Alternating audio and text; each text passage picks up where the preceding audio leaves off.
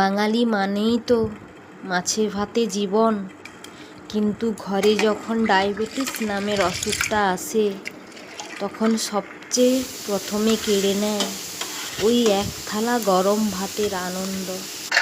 বিশেষ করে আমাদের মা বাবাদের বয়স বাড়লে।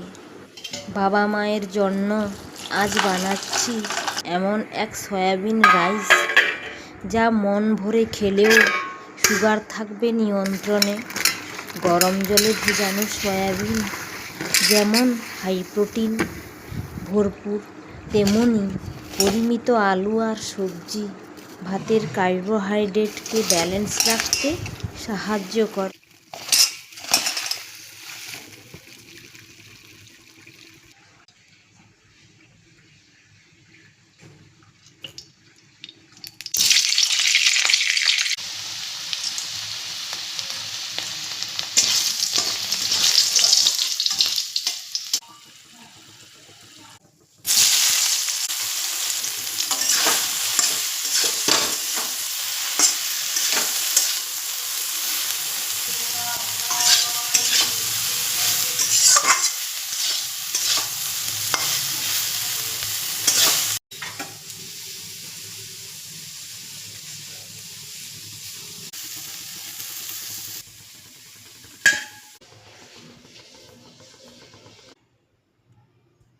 সেদ্ধ ভাতের সাথে ভাজা সয়াবিন, আলু আর ঘরের সাধারণ কিছু মশলা দিয়ে এই মেশানোর দৃশ্যটা দেখতে যতটা সুন্দর, এর স্বাদ ততটাই খাঁটি।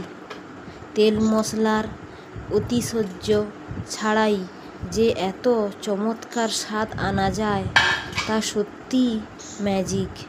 সয়াবিন রাইস যেমন শরীরের ইনসুলিন নিয়ন্ত্রণে সাহায্য করবে,